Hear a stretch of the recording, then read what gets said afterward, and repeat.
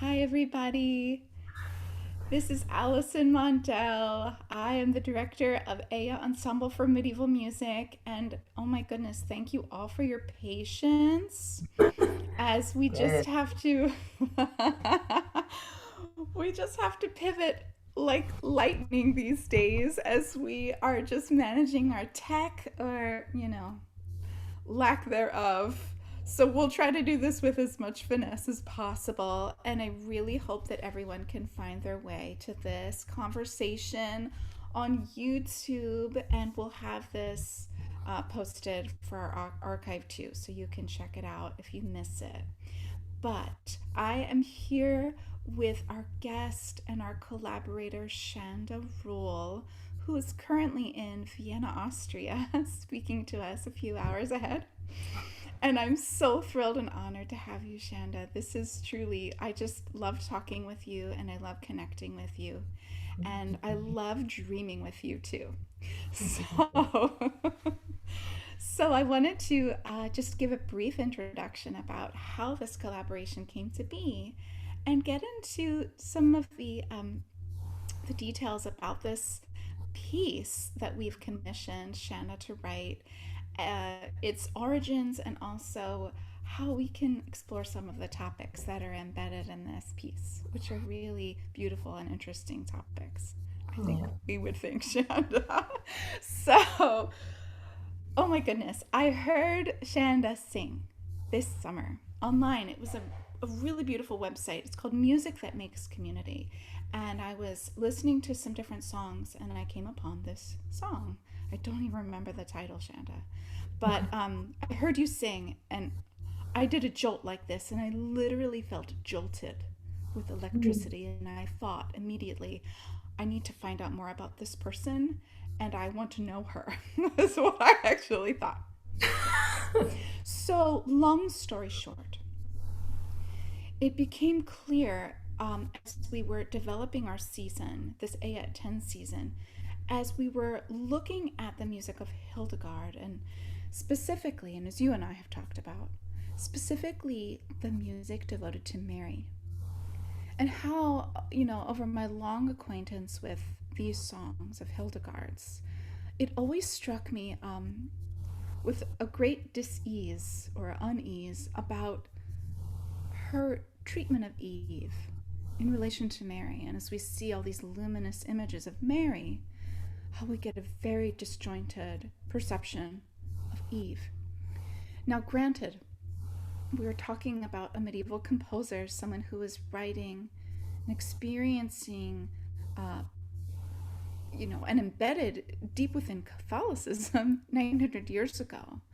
Um, but now we today, as we're celebrating the music of Hildegard, and really excited by the maverick artist that she was and this real visionary, but there's a real sense of sort of, it stops me in my tracks and it really makes me almost recoil when I have to say these things about Eve. Hmm.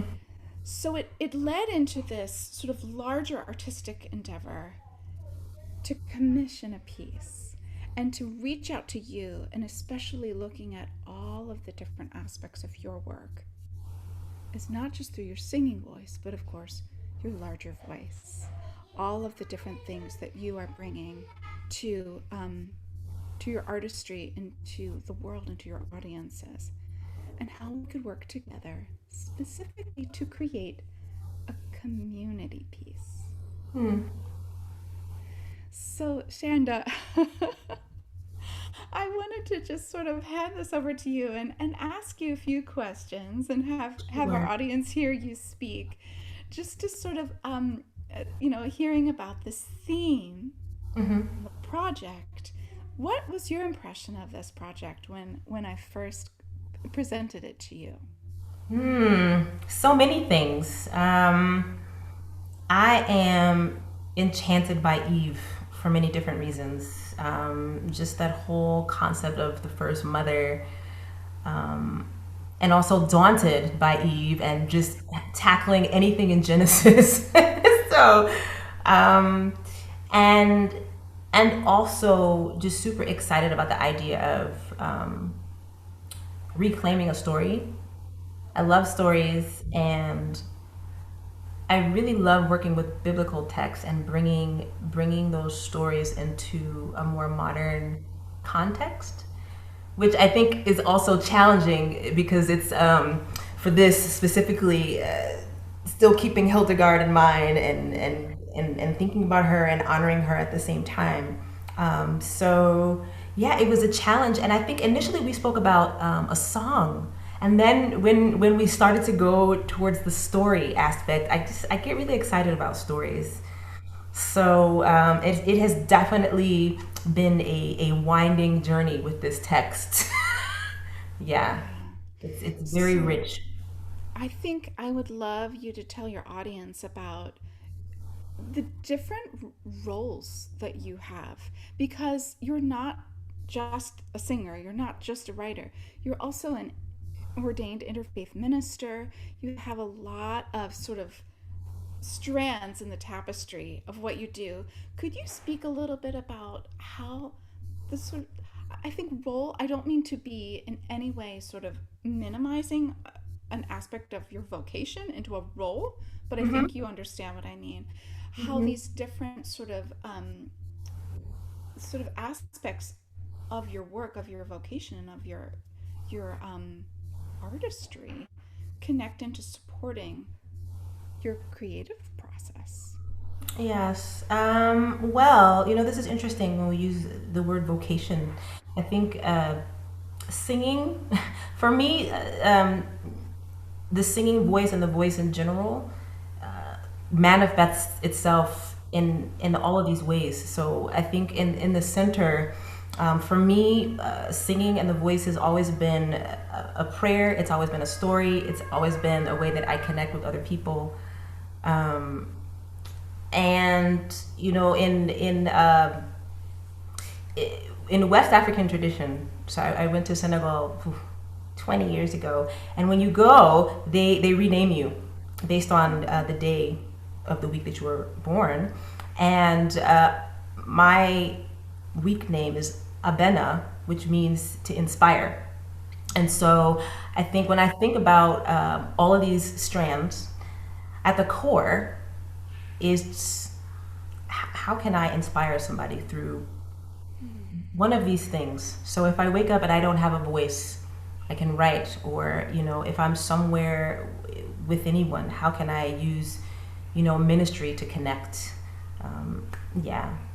So that's how I weave all these strands together, and specifically with this, um, with writing this piece and writing all the pieces that I like to tackle.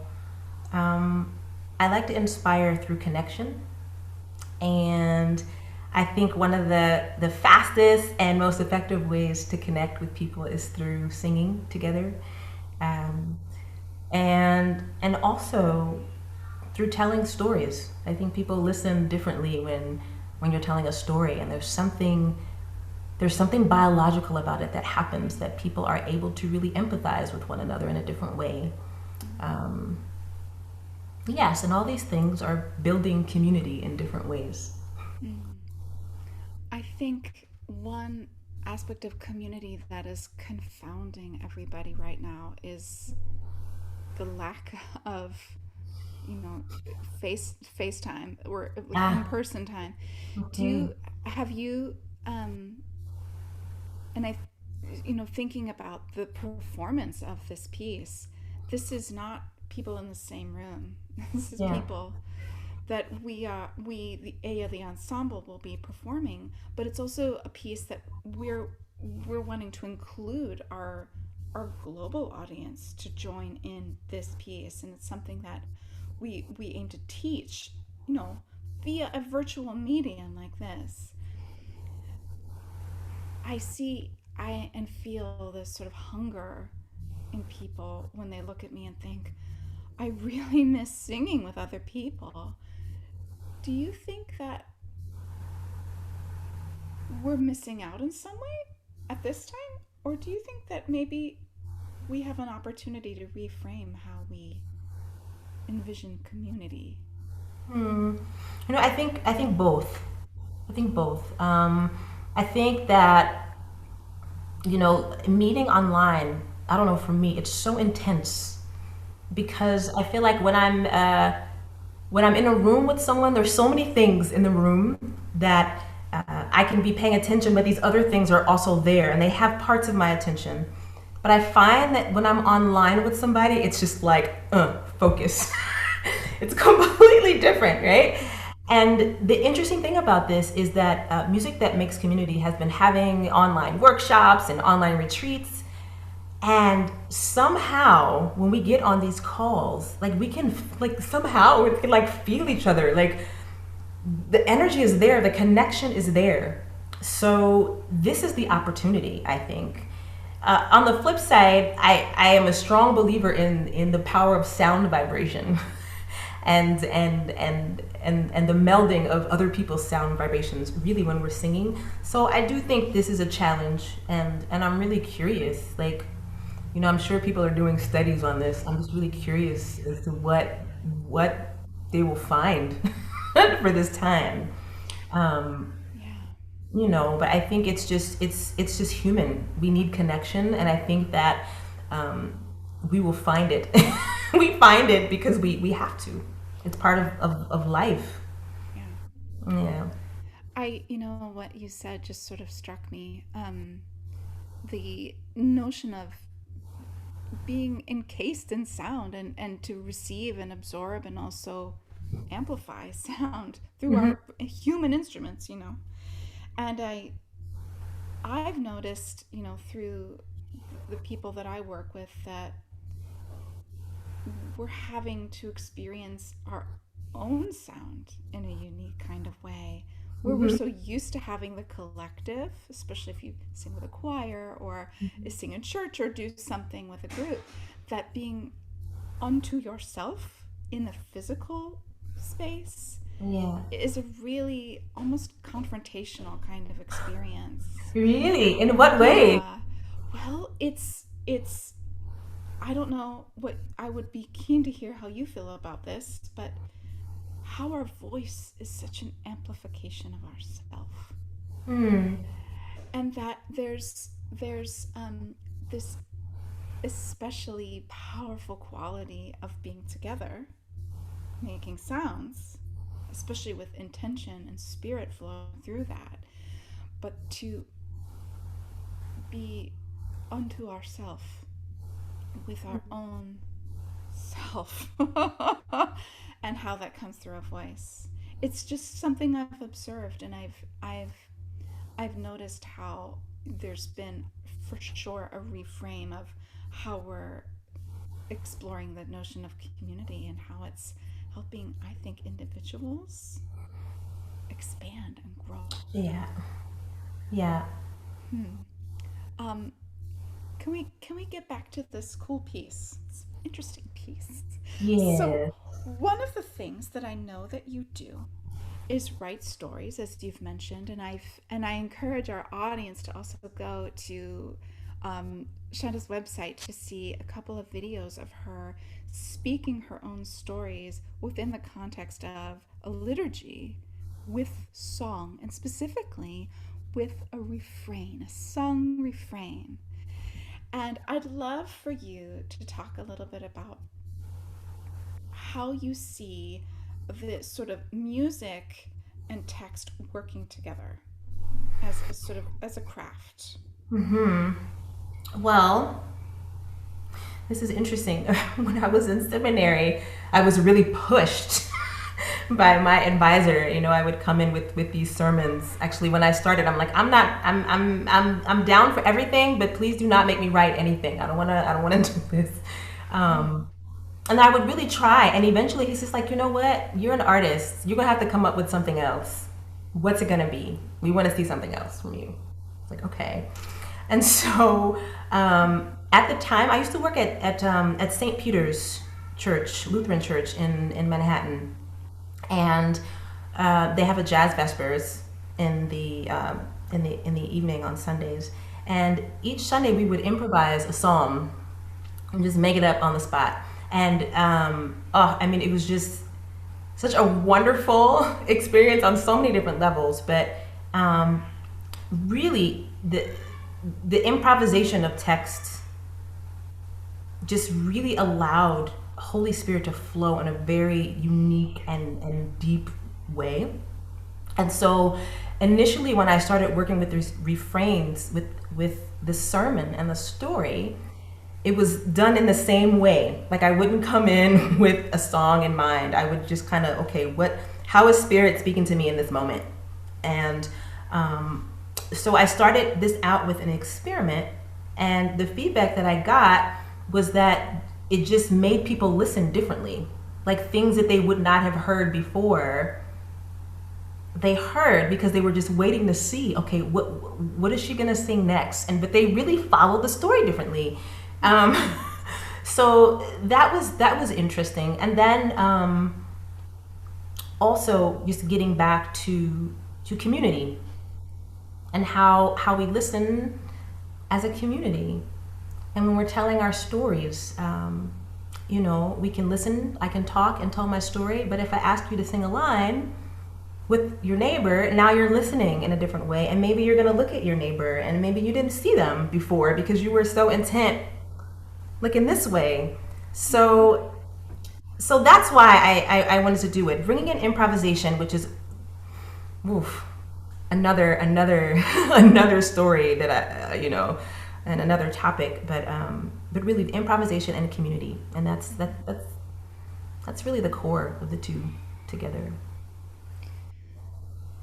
I I, I love that. Um, this piece that we're sort of talking about, looking at Eve, and really, I think the word, this verb, confronting this story. How did you, or how are you working with this story and sort of building a piece from this, from your own sort of viewpoints and Um, feelings and okay. your own. It's been an interesting journey, and I'll say because, like I said, I was excited and also like, oh my goodness, Genesis. So I spent like a lot of time at first, which I always do, kind of researching and like theological research just to kind of get my brain going, which is like, of course, on this Genesis story, there's like, where do you start with this? And then I just really started to write whatever came to mind. And then eventually a story came out of this. But what I kept coming back to for some reason is this kind of this middle ground between rooting and flying. For some reason, like I just kept having this vision of these feet in mud and like this wetness and this earth. Whew. And so that was a big thing. So working with poetry around these images. And also though, I grew up in a tradition that was really steeped in liberation theology. So this was also my challenge because I think the view of Eve, the view of Mary is very different in these traditions. Especially like in Black liberation theology, Mary is the unwed mother. She's not the Virgin Mary. She's representing, women, single parents, young women. And so, these were the conversations, like this, this pull of like, isn't this interesting, of who we're honoring, really this unwed mother and Eve. And then there was this push and pull with knowledge and opportunity and what it means to fly and grow and what that really looks like. And then though, also, as you know, you're a mom. And I think as a mother, it's like you think you know something and you don't. And I feel like, that's some knowledge, but it takes some living to get that knowledge, and perhaps, I'm seeing God as a mama, like, okay, you want this knowledge? Go get it, right? And with that, right? We know, everyone knows right now that, like, you know, life is not a garden of paradise. It is not. And when we look back on the things that have pushed us and the things that we're like, oh my gosh, those things make us grow so much. And so this is really where the story started to coming out. And in this case, not in like 2020, but for some reason, it was like 100 years ago. And this story of this woman through the Great Migration and being told to stay south, but like she's like, no, I'm gonna go for this dream of opportunity. I'm gonna go for this. And then of course, you know, what happens in the process, but now, like, that is our story. That's my story. You know, somebody, one of my, you know, my grandmother, my grandparents, they moved north, and I'm standing on their shoulders. And that's the other vision that came. We stand on the shoulders of our ancestors and sometimes I feel like we forget like all they had to go through, that struggle, and we're like, oh yeah, oh, I can't believe they did that when they made that decision. They grabbed that piece of fruit. So Totally. yeah. And then the other thing that popped up was women who run with the wolves. Do you know this from Clarissa Pinkola Estes? Yeah. I've never read it, yes, but I know of it. Yes. This. Oh my gosh. These wild women and these stories. And you know what? I feel like Hildegard was a wild woman. She was. And these stories that she told, and I'm like, you know, who knew? I don't know. I would love to read some of her journals, because maybe this whole stab at Eve was not really just a stab at Eve, but a stab at what she was facing, what she was being fed about Eve. You know, yeah, it was interesting. I would love to know more about that. I unfortunately don't know so much about like her private life and all this. There's a real tension that I Hmm. find in the artistic works. She left 300 letters, and she was just communicating with so many people on sort of all parts of the sort of spectrum of high society and sort of regular people. And um, it's it's interesting because in so many of her works she talks about how she was sick and lowly and uneducated, but at the same time fiercely working to secure rights for her and her sisters. Hmm. Yes. So there's a real tension there. A wild woman, yes. Um, I mean, also that Holy Spirit flowing through her at Hmm. all hours of the day too. So there's, I think we have this really beautiful opportunity, Shanda, as I hear you um, responding in an intuitive and creative way in your own experience through your own personal lens to Genesis and to this real sort of Genesis, and that's means something different to everybody, I think, too. But our personal Genesis, how we came to Hmm. be, and our history, as you mentioned, your ancestors, and we all have our own stories that we bring. But I think it's a really beautiful opportunity that we as contemporary artists are able to craft our stories in response to what has come before, where we are now. And I think a very important component of this is not just our response creatively, but what that response then catalyzes in Hmm. terms of our healing. Yeah. And that's something that's really important to me, that the work that we do, I mean, we could just sing a nice concert, beautiful music, and that would be amazing. But to be able to say, we are here now and there's a lot going on, and we have a response. And I think for me, the real intention of this um, artistic organization and my own personal brand of artistry Yeah. is to actually use our voices and our stories to heal our collective. Yeah. So do you see in this piece and seeing in the sort of glimpses of what you've just explained is glimpses of your inspiration and the sort of kernels that make up the piece, how will that impact for the future, or what could you imagine or intend as a kind of impact Yeah, for well, I think the main thing is, we all have decisions and things that we make, excuse me. And I think that I would like for people to come away with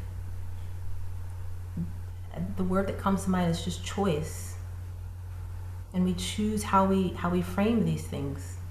And I feel like these stories, like about Eve, like we can kind of stand, like we can stand in the mud and let the mud suck on our feet when we can't move. When we think about, oh my gosh, this decision caused this, and there's so much pain and there's so much this, right? So that's one way to look at it. And then there's also a way of being like, okay, I made this decision. Wow. What did I learn from it? How did I grow? And keep moving forward. So I guess another key word is stepping out of shame, for anything, any decision. So that's one thing. That's one part of it. Like reframing, I guess, our personal story around shame, and then also to really look at why we label things the way we do, because they're also choices. I think, you know, I think that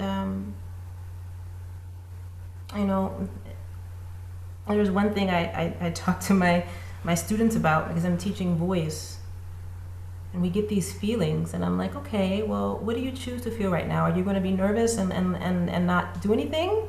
You can choose that, or you can choose that you're excited right now because it feels very similar, or okay, so you're going to be nervous, so we're going to choose to be ashamed of this and let it stop you and squeeze and try not to let anybody see, or just sing through it. Okay, yep, I'm nervous right now. That's just the reality of what's going on, And it's just like, I feel like God gave us all of these feelings, and He gave us the choice, or she gave us a choice. It gave us a choice to choose these things, and I think for a reason, and not to label some as bad and some as shameful and some as this, and let that block us and stop us. And so I would love if, even if those little seeds were sown in someone's mind.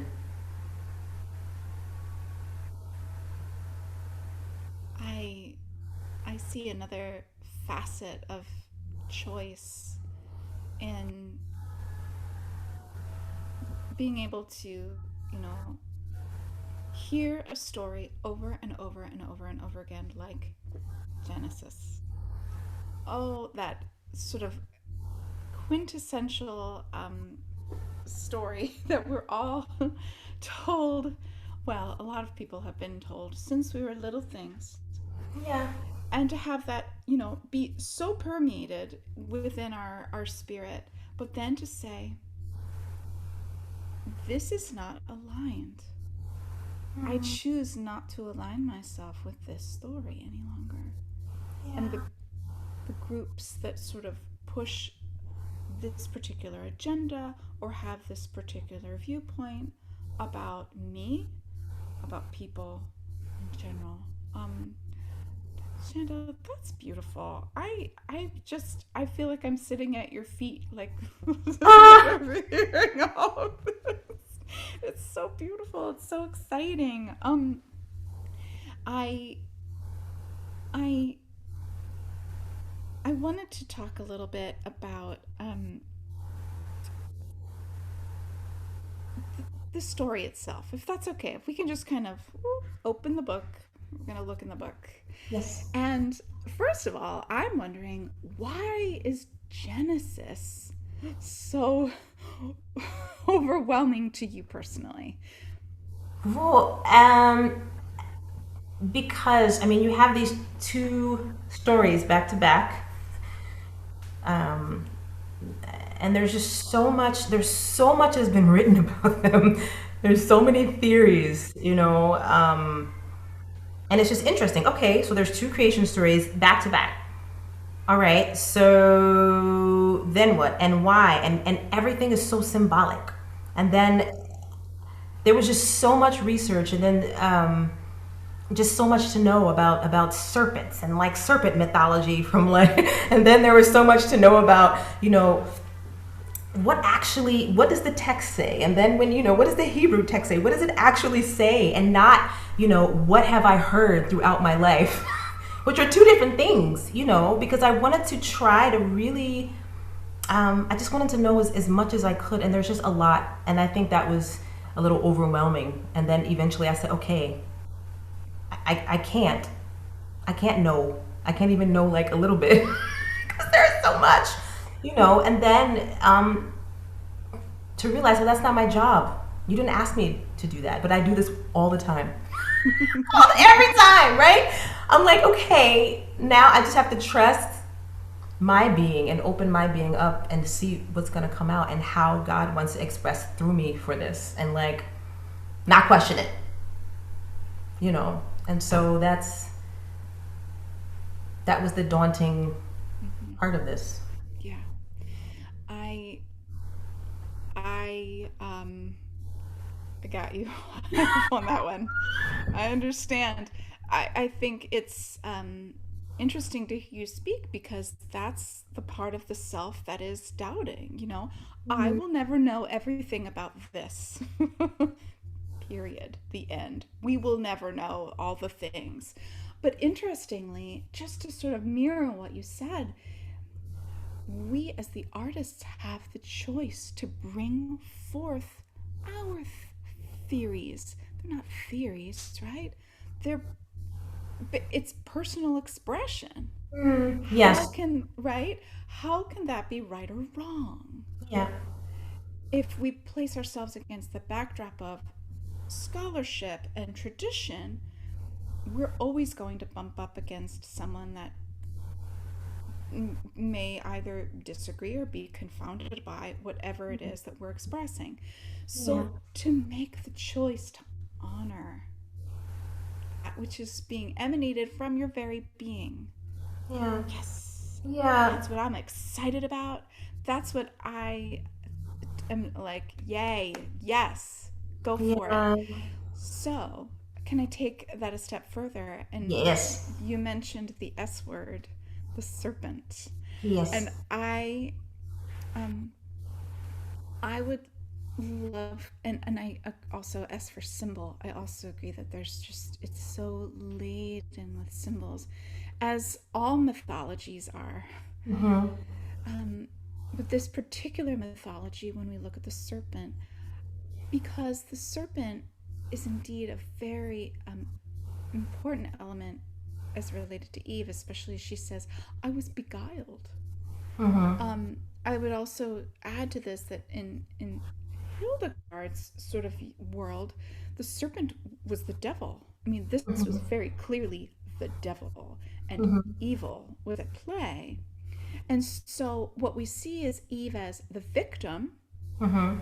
of a perpetration by Mm-hmm. the very worst that could be, but also having the free choice and saying, well, yeah, I'm still going to choose. But then she says, I was beguiled. Is she without guilt? Is she fully at fault? There's this constant sort of back and forth. Yeah. So, what I would love to hear about how you see this element of the serpent in the story, and again, just because I'm curious what you think. Mm-hmm. Oh, I read this really cool article called "The Divining Serpent," and they were talking about, I guess, from that time in Mesopotamia, when serpents and snakes were in the mythology, what it meant, right? And usually it meant that wild things like if you go outside when it rains and a snake is there, then you're going to lose your left toe or something. But I thought that was interesting, so I said, okay, so the serpent has something to say. But actually, even reading that article made me kind of take it out of that, okay, serpent equals Satan context, which of course I grew up with as well. um, and even like, I love this word beguiled, because I feel like whatever version of the Bible that I grew up with, they didn't use this word beguiled, which has been like really awesome. I love this word. And yes, great job. It's Powerful. great. It is. It's powerful. Um, but and when I read it, when she says, like, what is it? The serpent beguiled me. Mm-hmm. Um, this concept of enchanting. Like, I've been like, okay, what's every definition of the word beguile? Does it have to be like a trickster? Does it have to be this? Or and another thing about the serpent, I read another interpretation of just that word in Hebrew, that it also was used as someone who loaned something on credit. So I don't, but all these like things just kind of made my brain like churn, like, okay. And I just also feel like the serpent beguiled, or the serpent pointed something out to her that was also beguiling, and she's like, ooh, I want this. I want this. This looks good. Or the fact that I'm reading in the text, and God never really said to her. He said to Adam. So she's getting something secondhand. She's like, wait a minute. This looks really good. And God made it. I'm taking, and this is the serpent. God made everything in the garden and it was good. That's what the text says. So it's like, I feel like the more and more I was reading, it made it more rich, and not just like, okay, this devil came up to me and made me do this. you know? Right. And then, this is something I, I really thought, okay, well, what would be my forbidden tree, and why? And this is where, like, my little journaling started to get really deep for me. I'm like, okay, you know, and yeah, it's yeah. But so yeah, that was serpent and symbol, and serpent and symbol. Yeah. What is it for you? I was born in the year of the snake. You. And in so many cultures, the snake is a wise and revered animal. Mm-hmm. Um, there is an aspect of Isis, Serket, who is the snake um, calmer, Hmm. basically. Um, and she was not out to sort of condemn snakes, but to actually sort of, because they were so powerful. Yeah. There's this such various facets that one can look at this image. The I've got to say, I've never said this publicly before, but I see the story of Genesis, and this image of the snake, and how it was condemned to slither for the rest of its life, more Hmm. low than all other creatures. It just sits terribly un, unwell with me. Hmm. And the whole story is constructed in such a way that does condemn.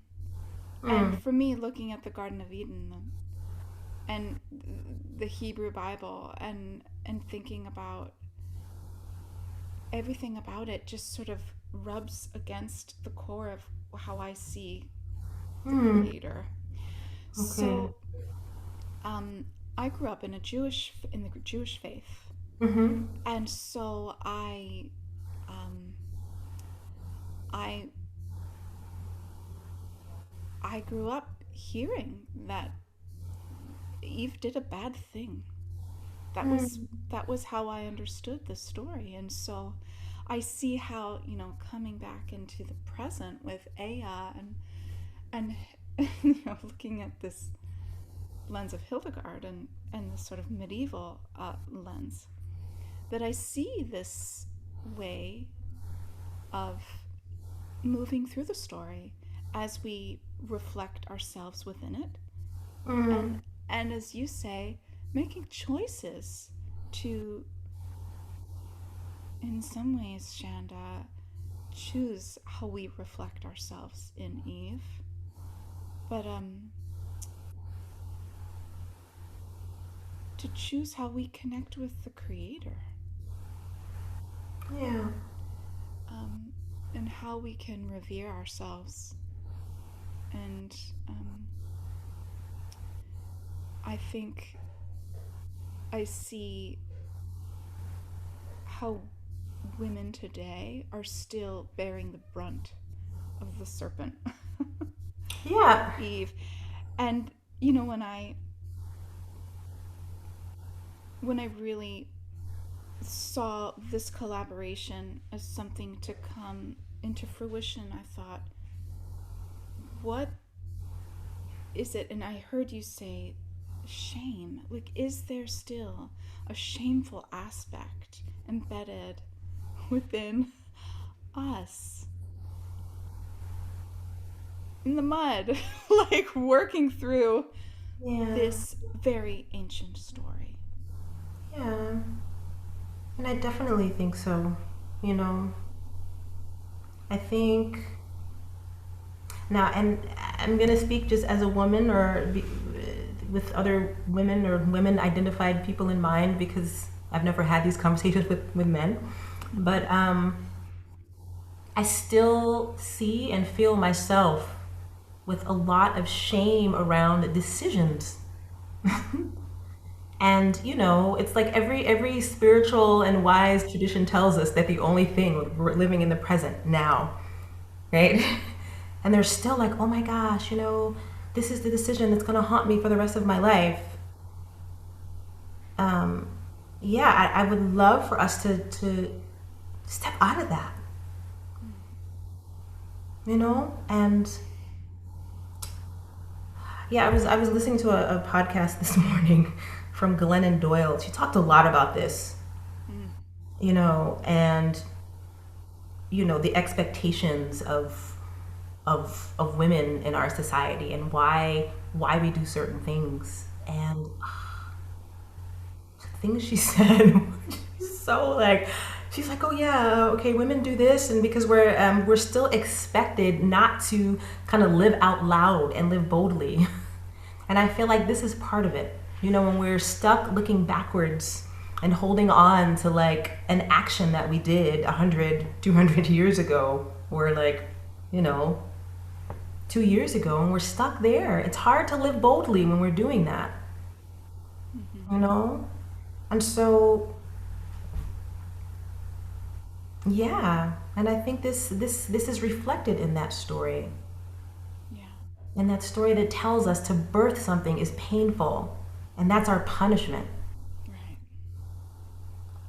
Punishment. Okay, it's like, come on. If we stick to the story, this woman has like birthed humanity. Humanity. Right.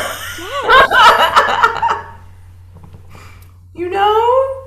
I do. So, yeah, it's just like, and this is so, come on, we do so many amazing things, right? I mean, before our call, we're like, how are we doing this? Like, there's a kid running, we put this kid to bed, we're doing this, we're sitting down. All these things.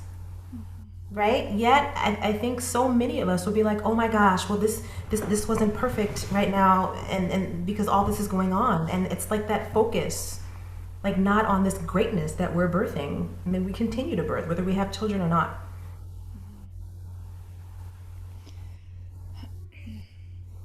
You know, there's an image that Hildegard crafts in one of the illuminations of Eve, and it's not like a humanoid form. It's a Hmm. cloud. Hmm. It's a green cloud, and it's filled with stars, and you see the cloud coming out of the side of Adam. Hmm. And what it's showing is the potential of all humanity, that all humanity is embedded within the first mother, right? Hmm. I'm just going to get really real for a second, but I also see this as like women and our reproductive system. Like Mm-hmm. all that we are able to reproduce are Mm-hmm. already embedded in our ovaries. Like Hmm. we are in potentia Hmm. creating creative power to create. And that is so powerful to me. But specifically, how Eve, everything beautiful about creation is also embedded in Eve. Yeah. It's not punishment. Also, in the picture is this snake, like ejecting black poison, like this rain shower of like Okay. sludge onto the cloud. So Okay. this is really, really kind of heavy stuff here. Yeah. And you look at this and you, again, it's confounding. Where does this essence, Eve, mother essence, Hmm. fall under the spectrum of um, mother of all and victim? And Hmm. yet at fault. At fault. So, oh my God. I'll send you the picture. And Okay. and um and for all of our audience that are watching, this is something, I just posted about it on social media today too, so you can see that. But it's a powerful image. It's a difficult image, and I think again how we choose, and I love this, Chanda, how Hmm. we choose to step into power, right? Yeah. Yeah. So I love this. There's also a really wonderful component that I wanted to share with our audience, that we're also in presenting your piece going to be working with high school girls too, who will be speaking about this very same topic, how responding to Hildegard's description of Eve and Hmm. compared to Mary, but how they respond to that. How does it Hmm. make them feel to be confronted with, this medieval viewpoint? Hmm. So there's this other really awesome layer, this other sort of strand of the tapestry coming into the beguiled sort of Yeah. world here. But um, is there anything else that you'd like to share with our audience, Chanda, about this project or this piece, or what you would say to help anyone that is going to pick this piece up, that they would be empowered or inspired to do? Hmm. That's a good question. Um, you know, I would really love for people to be empowered to reimagine, and not just take it for like a Bible story, but reimagining stories in their own life that have them rooted in one spot, and to reimagine, to look deeper, and retell their own story, even if it has to be to themselves, and then that we do have a choice. One thing that really stood out, and it might be, and I'm sure it's very insignificant. I kind of stopped researching this, but I thought it was interesting that when in the text, that when referring to Eve, it was woman, woman. But on the banishment from the garden, it was man. We banished man. And what I reimagined, is that Eve had a choice, even then, you know, what she was going to do. And so, you know, that's what I would really encourage, the power of retelling our own stories. Awesome. Thank you. Thank you. Thank you. Can you tell our audience where we might be able to hear more about your work or read some of your writings? I can be found at likewatermusic.com. Like water music, all one word. Nice. Great. Thank you. And we'll have the opportunity to hear your piece and learn this piece next week, hopefully. And everybody, if you're watching, to join Aya next Tuesday at 1 p.m. Eastern Time, and we'll go through that. And the performance is November 20th. It's a Friday evening, again, Eastern Standard Time. And you can go to our website, ayaensemble.com, to learn all about it. Thank you, Chanda.